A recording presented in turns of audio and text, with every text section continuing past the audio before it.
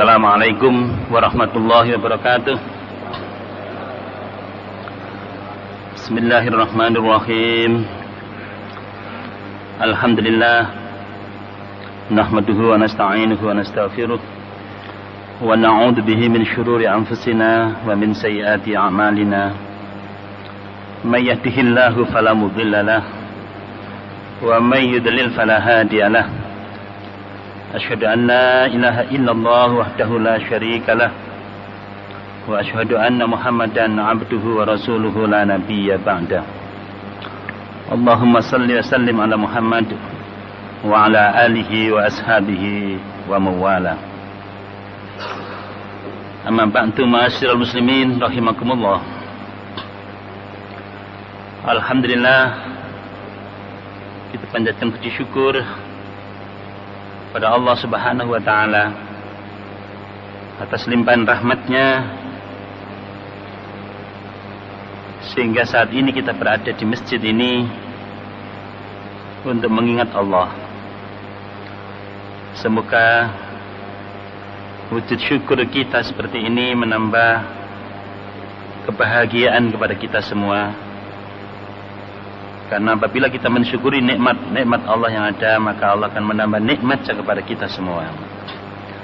Baik nikmat lahir maupun nikmat batin. Bapak dan saudara sekalian yang kami hormati, salat yang baru kita lakukan adalah merupakan manifestasi kesyukuran kita kepada Allah Subhanahu wa taala.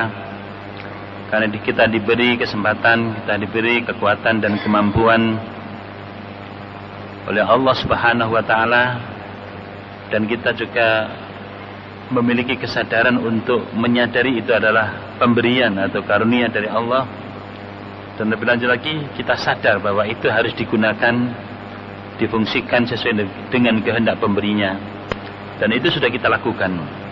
Nah, semoga dengan seperti itu, dengan upaya seperti itu, maka Allah Subhanahu wa ta'ala menambah kebahagiaan kepada kita semua ini. Kajian kita malam hari ini masih terkait dengan perintah Allah kepada kita orang yang beriman untuk melakukan tugas dakwah ini. Dan kita sudah berupaya untuk memahami tentang kaidah yang terkait dengan masalah dakwah ini. Ini usul fikih tentang dakwah ini. Ada beberapa poin yang sudah kita sampaikan, bahwa agar efektif dakwah kita, maka di dalam berdakwah kita harus memberikan keteladanan terlebih dahulu kepada objek dakwah kita ini. Sehingga memberikan keteladanan sebelum berdakwah merupakan sebuah cara atau manhaj yang di dalam melaksanakan tugas dakwah. Yang kedua, kita berusaha untuk menjinakkan hati-hati mad'u kita, yaitu kita mengikat hatinya sebelum kita menjelaskan. Jadi bagaimana kita ini menjadi sosok yang memiliki kemampuan untuk ta'liful qulub, menjinakkan hati, mengikat hati sebelum kita menjelaskan materi dakwah kita itu sendiri. Dan yang ketiga, kita akan mengenalkan sebelum memberikan beban. At-ta'rif qabla taklif. Bapak dan saudara sekalian, poin yang kedua ini sudah kita sampaikan, banyak cara yang telah kita sampaikan agar kita mampu menjinakkan hati-hati mad'u kita atau objek dakwah kita. Ada 10 poin kemarin sudah kita jelaskan dari waktu ke waktu, dan itu bisa dikembangkan sendiri oleh bapak-bapak dan saudara sekalian. Yang jelas bagaimana kita memiliki kemampuan untuk meluluhkan, menjinakkan hati-hati objek dakwah itu sendiri, sehingga para dai kita itu siap untuk menerima apa yang akan kita sampaikan.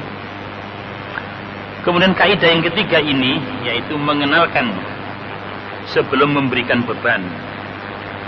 Jangan sampai kita memberikan beban kepada mad'u kita dalam kondisi masih belum memiliki pemahaman, pengertian yang baik. Sebelum objek dakwah kita ini belum memiliki kesadaran yang baik, maka jangan diberikan beban. Sebab hal itu akan menjadi sebuah keterpaksaan. Sebuah apa, Pak? Keterpaksaan. Nah, selama ini karena pendekatannya adalah pendekatan fikih dalam arti al-fiqhul ashhar, ya, dan pendekatan wajib, turun sedikit menjadi sunnah, haram turun sedikit menjadi makruh, dan di tengah-tengah keduanya ini adalah mubah. Jadi wajib, sunnah, mubah, makruh, haram. Kalau pendekatannya seperti ini adalah pendekatan taklif, beban, harus dilakukan, kalau tidak berdosa. Haram itu, itu harus ditinggalkan. Nah, jangan sampai kita memberikan taklif beban ini sebelum objek dakwah kita itu memiliki kesadaran, sehingga amaliyah Islam ini nanti berdasarkan kesadaran yang telah kita tanamkan, yang telah kita jelaskan. Karena itulah maka prinsip dakwah yang ketiga ini adalah at-ta'rif qabla taklif, memberikan pengertian, mengenalkan terlebih dahulu sebelum kita memberikan beban kepada objek dakwah kita ini. So, kalau tidak, Bapak dan Saudara sekalian, kalau kesadaran belum dimiliki, maka pendekatan wajib, haram, dan seterusnya begitu, nanti akhirnya ini merupakan sebuah proses keterpaksaan, bukan proses kesadaran. Terpaksa terus-menerus akhirnya menjadi kebiasaan. Kebiasaan terus-menerus akhirnya menjadi tradisi.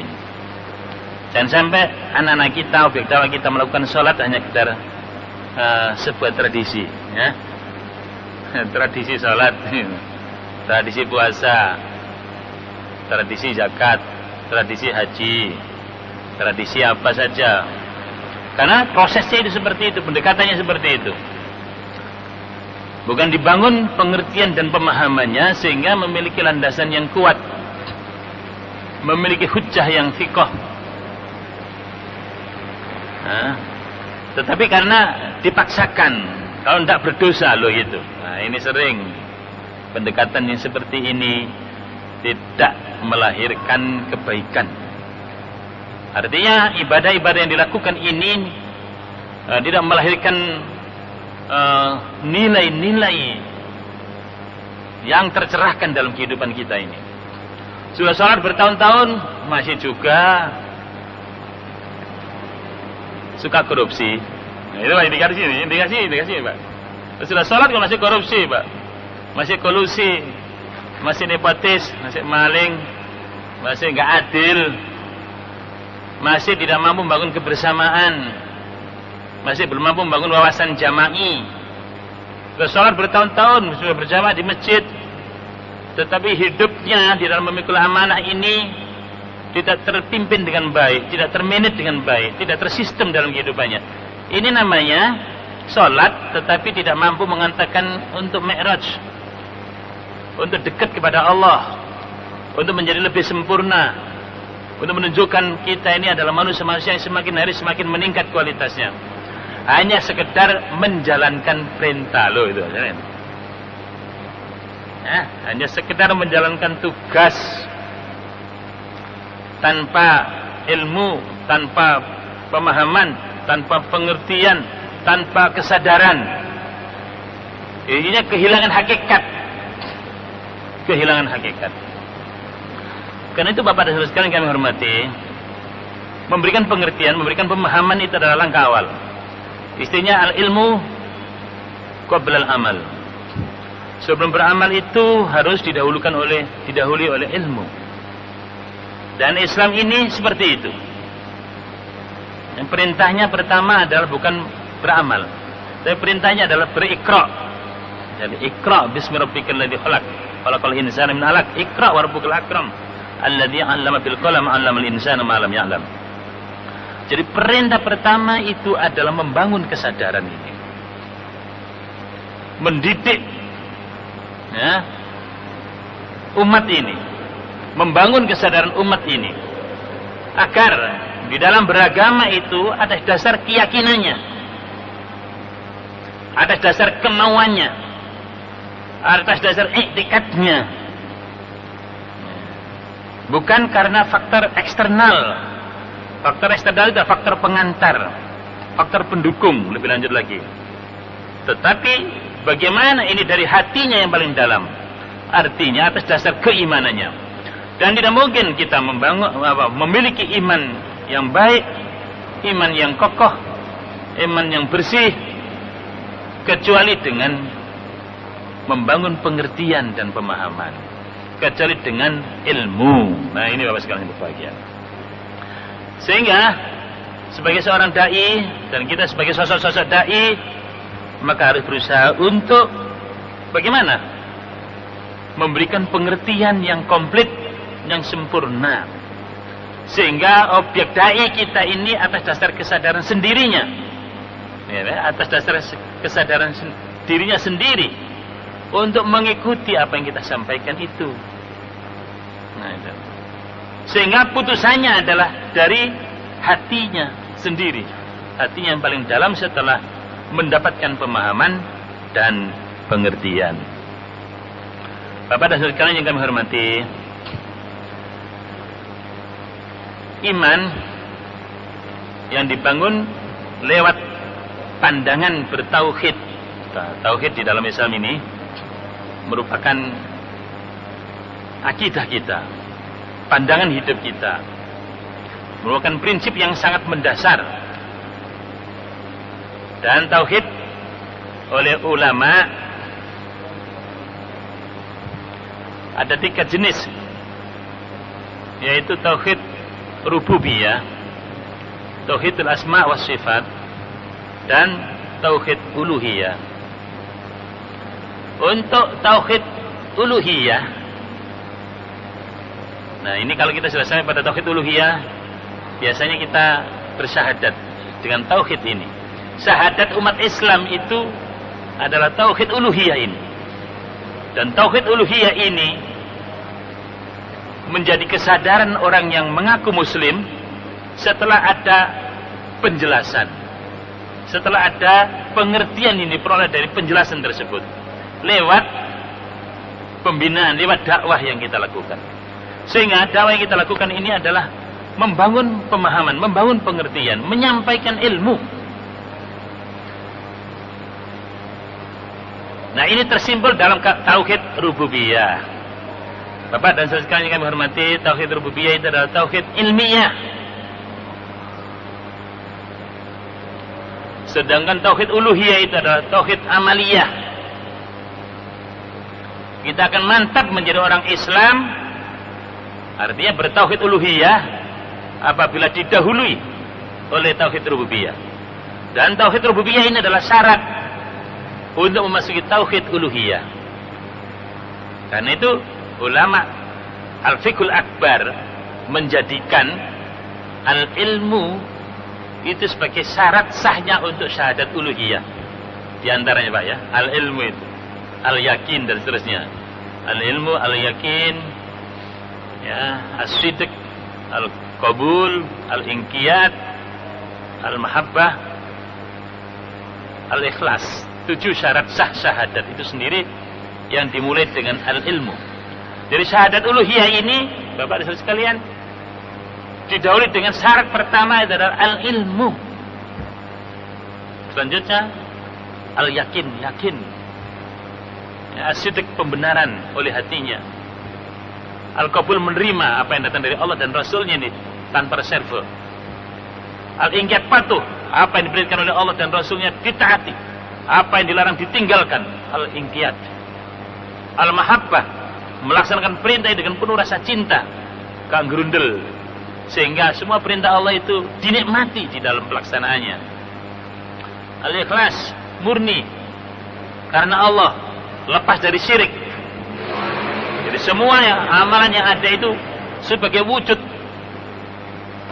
merendahkan dirinya kepada Allah, kehambaannya kepada Allah, wujud harapannya kepada Allah, wujud ketaatannya kepada Allah, wujud niatnya, kemauannya, keinginan, kecenderungannya kepada Allah SWT, wujud cintanya kepada Allah, wujud rasa takutnya kepada Allah, wujud tawakulnya, ya, menyandarkan hidup hanya kepada Allah, ya, lepas dari syirik. Nah, syaratnya al-ikhlas. Nah, Bapak-bapak sekalian yang kami hormati, mendapatkan penjelasan yang baik untuk memasuki Islam, sehingga kita berislam ini bukan karena ikut-ikutan, ya, kita berislam ini bukan karena juga terpaksa, keterpaksaan. Kita berislam itu juga bukan karena macam-macam, bukan, tetapi karena pilihan kita. Kenapa kamu salat? Itu pilihan saya. Kenapa kamu pakai busana muslimah? Itu pilihan hidup saya. Kenapa kamu salat lail? Pilihan hidup saya. Kenapa zikir? Pilihan hidup saya. Kenapa kamu yang barang yang haram? Pilihan hidup saya. Jadi nanti kita sebagai sosok mukallaf yang terbebani amanah tanggung jawab ini, melaksanakan perintah-perintah itu memang karena memang atas dasar kesadarannya, atas dasar kesadarannya, bukan sebuah keterpaksaan. Jadi sehingga menjadi beban yang beratkan, tidak. Ini tadi ada syaratnya, itu adalah al-mahabbah, ar-ridha. Syarat tauhid uluhiyah tadi itu, mengamalkan Islam itu. Sehingga tidak ada orang Islam itu yang mengamalkan perintah Allah hatta perang yang terpaksa itu. Bahkan perang itu rekreasi, salat itu rekreasi, gitu Pak. Ini. Salat lain itu rekreasi. Ya, bersedekah itu rekreasi. Rekreasi ruhiyah. Ya, salat berjamaah itu rekreasi. Ya, ngaji Quran itu rekreasi, itu. Bantu orang rekreasi itu. Menegakkan syariat Islam dalam kehidupan itu rekreasi. Berdakwah itu rekreasi. Sehingga tidak ada beban yang memberatkan. Sebab dilakukan, diterima dengan penuh rasa senang atas dasar kesadarannya. Karena dibangun di atas dasar pengertian, pemahaman yang baik. Ya, sehingga nggak bodoh-bodoh gitu. Ya. Nah ini nih. Jadi mendahulukan pemahaman dan pengertian sebelum memberikan beban dalam kehidupan ini. Nah, jika orang-orang Islam ini dalam berislamnya dibangun di atas landasan yang seperti ini oleh para murabbinya, oleh para asatidahnya, guru-gurunya, oleh para duat dai-nya, ya, sehingga umat Islam ini dalam berislam ini mendapatkan bimbingan yang bagus, ya, sehingga komitmen dalam berislamnya juga kuat, komitmennya berkorban dan berjuang di jalan Islam juga kuat, maka Bapak dan Ibu sekalian yang berbahagia, ya otomatis Islam itu akan jalan dalam kehidupan ini dengan baik. Dan kalau ada orang itu katakan pakai busana muslimah atas dasar kesadarannya, lebih lanjut lagi atas dasar keimanannya, itu kan kelihatan punya nilai, itu punya harga. Sehingga kita mendapatkan ujian yang bertubi-tubi, ya, karena atas dasar keyakinan yang paling dalam kokoh dalam hatinya, maka tidak pernah goyah itu atau goncang itu. Karena dia melakukan sesuatu tanpa syak, tanpa keraguan, ya, lewat kemantapan hati yang dibangun lewat pemahaman dan pengertian.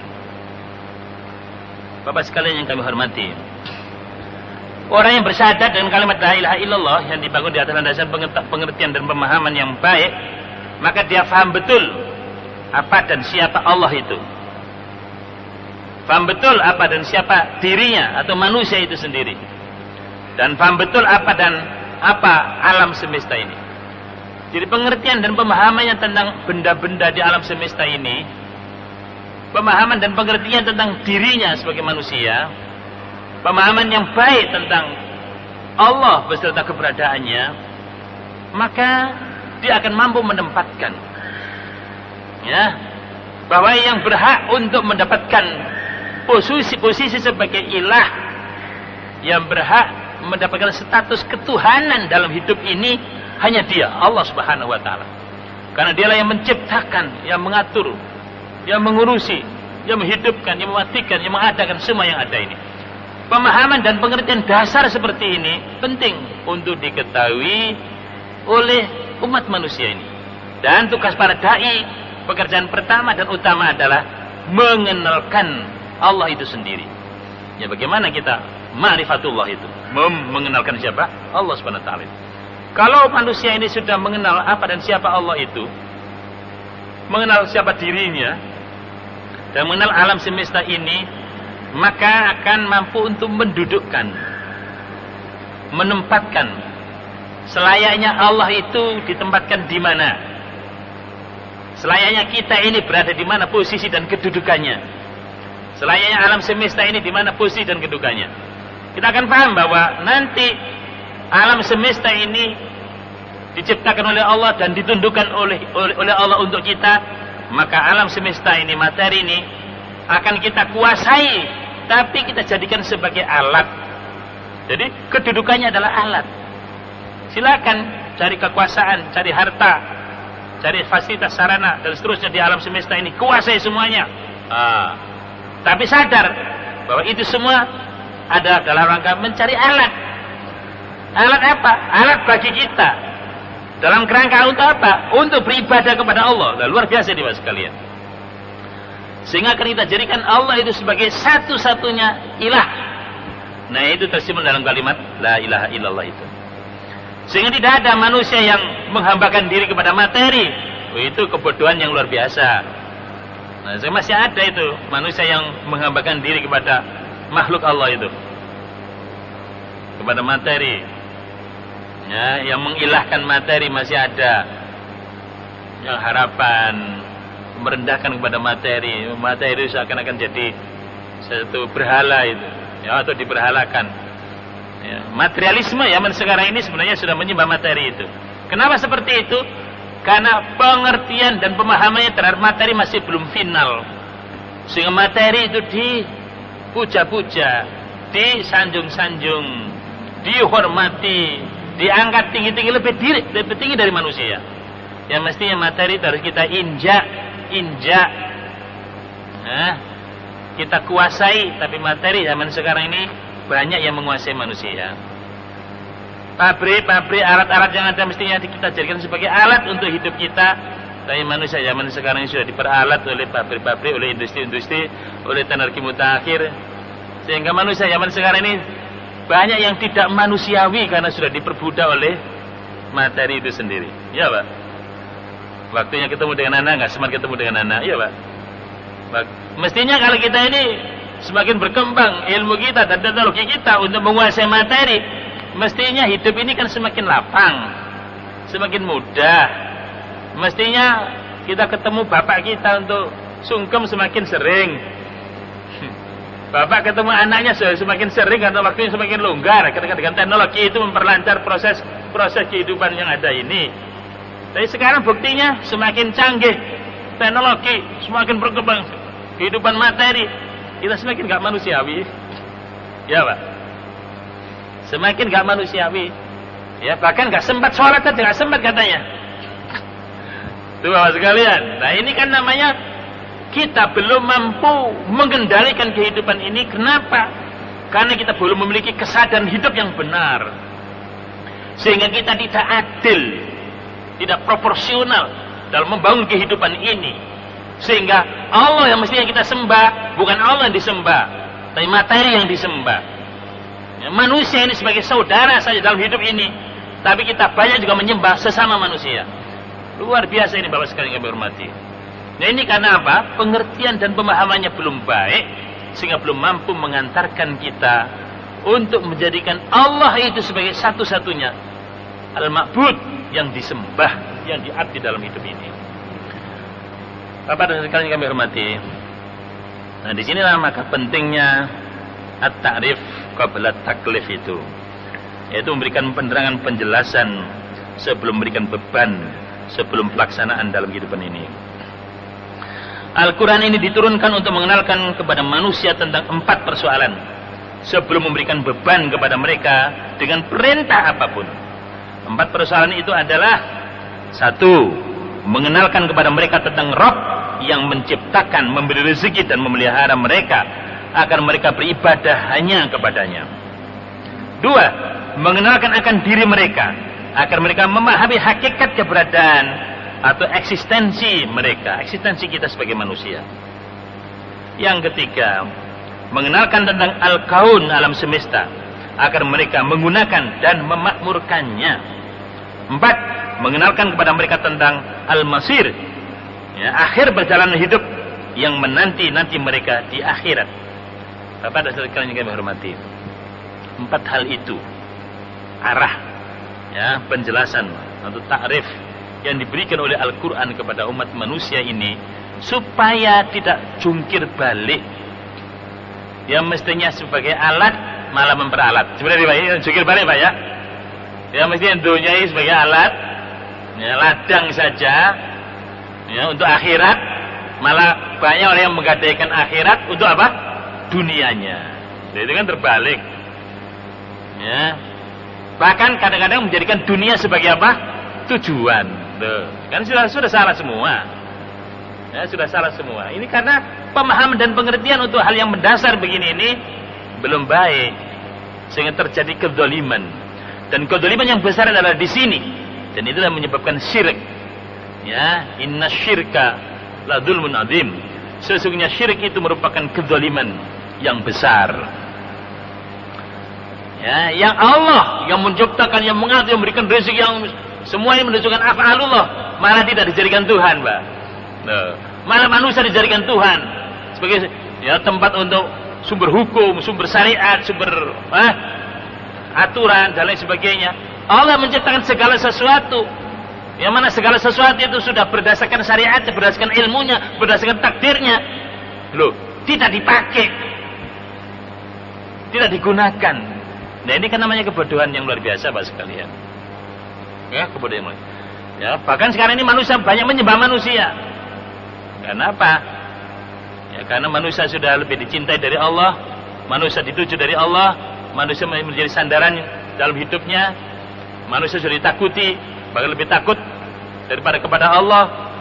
Ya, manusia lebih ditaati daripada Allah. Ya, bahkan manusia itu membuat hukum sendiri, syariat sendiri, aturan sendiri, ya, dan memutuskan itu dari Allah, memutuskan dengan Allah. Padahal nggak ada hukum di alam semesta ini yang bukan hukum Allah. Tidak ada syariat di alam semesta ini yang bukan syariat Allah. Tidak ada ilmu di alam semesta ini yang bukan ilmu Allah. Nggak ada, Pak. Ya. Semua makhluknya ini diciptakan oleh Allah berdasarkan ilmunya, sehingga dapat dikatakan bahwa alam semesta dan seluruh ilmu yang ada itu menjelaskan akan Allah. Loh, Pak, sampai seperti itu, Pak. Ya, jadi alam semesta ini dan seluruh ilmu pengetahuan yang ada ini menjelaskan tentang Allah. Ya, nature and science speak about God, istilahnya begitu.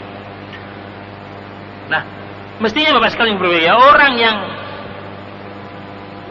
sudah terbangun pengertian dan pemahamannya, artinya orang yang sudah mau berikrar begitu, maka kokoh, karena semuanya itu menjelaskan tentang kebenaran amalannya untuk hanya beribadah kepada Allah itu, tunduk kepada Allah SWT itu. Dan itulah orang yang berilmu dan mengamalkan ilmu. Itulah orang yang bertauhid dengan tauhid apa? Uluhiyah ini. Jadi orang yang bertauhid dengan tauhid uluhiyah itu adalah orang yang sadar untuk beramal berdasarkan hujjah, berdasarkan ilmu. Sehingga dialah sebenarnya orang yang taat kepada Allah, orang yang berilmu, ulama. Ya, innama yakhsyallaha min ibadil ulama. Sesungguhnya orang yang takut pada Allah hanyalah ulama. Jadi ulama itu adalah orang yang mengamalkan ilmunya itu, yang hidupnya sesuai dengan syariat Allah, ketentuan Allah, ketetapan Allah, takdir Allah. Itu ulama. Ulama. Bapak sekalian kami hormati. Nah, para dai ini lewat media apa saja silakan. Kalau objek dakwahnya adalah para petani, mungkin lewat ayat-ayat pertanian itu lebih menyentuh. Nah, itu aja kalian. Ya, kalau objek dakwahnya adalah dunia pendidikan, mungkin bahan-bahan pembelajaran lewat dunia pendidikan itu lebih menyentuh. Ya, semua adalah ayat Allah, tidak ada yang tidak ayat Allah itu. Itu semua bisa mengantarkan untuk kenal Allah itu. Mengenal Allah dengan baik sehingga tahu bagaimana caranya dia bersikap kepada Allah. Nah, sikap dasar kepada Allah adalah sadar bahwa dirinya adalah seharusnya menghambakan diri hanya kepada Allah. Itu nanti kesimpulannya di sana, Pak. Jadi kesimpulan daripada objek membaca ini, membaca ayat-ayat Allah ini atau tauhid rububiyah itu adalah menuju kepada tauhid uluhiyah, kesadaran untuk bertindak ya sesuai dengan apa yang ditentukan oleh Allah, sebagaimana nanti selanjutnya yang dicontohkan oleh Muhammad Rasulullah sallallahu alaihi wasallam. Nah, Bapak sekalian kami hormati, sehingga tidak boleh dai, para guru dan seterusnya begitu itu ya memaksakan kehendak kepada murid-muridnya, kepada objek dakwahnya untuk melaksanakan sesuatu tanpa ilmu, tidak boleh. Nah ini telah dirangkum dalam kitab ini tentang kaidah-kaidah yang merupakan usul dalam menjalankan tugas dakwah itu sendiri. Nah, kalau orang Islam ini menjalankan amalan Islam ini atas dasar kesadarannya, maka Bapak dan Saudara sekalian, di situ letak nilainya. Ya, di situ letak nilainya. Bahwa dia akan menemukan ya keagungan Islam itu sendiri, keagungan Allah yang memberikan karunia yang namanya Islam itu sendiri. Sehingga dirasakan bahwa Islam itu adalah karunia terbesar dalam hidup ini. Wahyu adalah karunia terbesar dalam hidup ini. Sehingga tidak mungkin itu mengabaikan tentang Al-Quran, As-Sunnah, mengabaikan perintah, larangan dan seterusnya. Tidak mungkin itu ya, karena sadar bahwa wahyu ini, Al-Quran ini, As-Sunnah ini adalah karunia terbesar yang tidak harus repot-repot lagi ya, karena sudah ada ilmu yang qat'i, yang pasti, yang dijamin mengantarkan kehidupan surga. Tuh Pak, surga dunia maupun akhirat dijamin itu kalau kita ini meyakini, mengimani ya, Al-Quran ini, sunnah Nabi itu, maka kita dijamin bahwa Allah akan memberikan pertolongan. Kita akan menjadi manusia-manusia yang tertolong. Kita akan menjadi manusia-manusia yang dibela oleh Allah. Kita akan menjadi manusia yang dikasihi oleh Allah ya, dikasihi oleh Allah. Kita akan menjadi manusia-manusia yang senantiasa mendapatkan petunjuk dalam hidup ini, sehingga gak salah-salah terus. Kita akan menjadi manusia-manusia yang tidak mungkin terkalahkan itu. Orang kafir tidak mungkin ada jalan untuk mengalahkan kita. Kita akan menjadi manusia-manusia yang akan diberikan kedudukan, dan dia akan menjadi khalifah oleh Allah SWT di bumi ini. Kita akan menjadi manusia-manusia yang akan diberi izzah, kemuliaan oleh Allah. Kita akan diberi rezeki yang baik oleh Allah SWT. Kita akan diberi kehidupan yang baik oleh Allah SWT. Begitu kalau kita ini mendapatkan pencerahan, ya, penjelasan, ta'rif yang mengatakan kita memiliki keyakinan dan keimanan. Orang yang beriman dijamin oleh Allah SWT dengan jaminan-jaminan seperti itu di dunia ini. Di akhirat pastilah surga. Betul ya.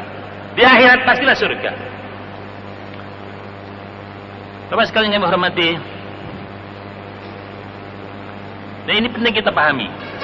Kita pahami bahwa jika kita ini benar di dalam beramal karena mendapatkan penerangan, penjelasan atau bimbingan atau petunjuk, ya, ta'rif ya, dalam bahasa kita ini sebelum melaksanakan tugas, maka itu yang mengatakan kita memiliki keyakinan dan iman, dan dengan iman itu maka Allah akan berikan jaminan seperti yang saya sebutkan tadi itu ya, seperti yang saya sampaikan tadi itu, bahwa Allah akan berikan an-nasr, pertolongan.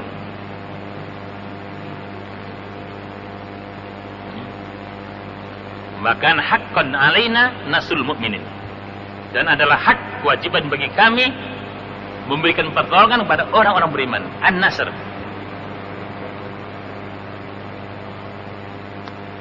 Yang kedua, Allah memberikan tadi apa sekalian? Pembelaan. Ad-difa'. Innallaha yudafi'u 'anil ladzina amanu. Sehingga Allah akan memberikan pembelaan kepada orang-orang yang beriman. Allah akan memberikan al-wilayah, kewalian. Ya, kita akan dijadikan kekasih. Allahu waliyul ladzina amanu, wali ba. Allah akan memberikan hidayah Wa innallaha lahadil ladzina amanu ila siratal mustaqim, berikan hidayah. Akan berikan izah, walillahil izzatu walirrasul, dan seterusnya gitu. Nah, poin-poin janji-janji yang disampaikan tadi akan diberikan oleh Allah apabila kita mengamalkan Islam ini atas dasar iman. Dan untuk ke sana maka perlu takrif, perlu penjelasan. Ya, perlu apa Pak?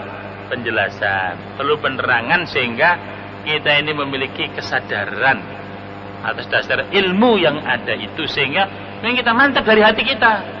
Tidak lagi karena orang, karena apa-apa, ya memang karena pilihan saya untuk mengamalkan ini, sholat, puasa dan sebagainya, sehingga Allah memberikan janji-janji kehidupan yang baik di dunia ini dan di akhirat nanti.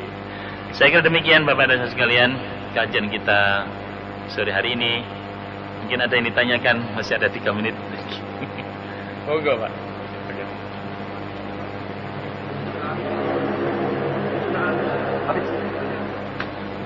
Baik. Waktu habis, kita sudahi dengan doa kafaratul majelis. Subhanakallahumma rabbana bihamdika asyhadu an la ilaha illa anta astaghfiruka wa atubu ilaik. Wa sallallahu ala Muhammadin wa alihi washabihi ajmain walhamdulillahirabbil alamin. Wassalamualaikum warahmatullahi wabarakatuh.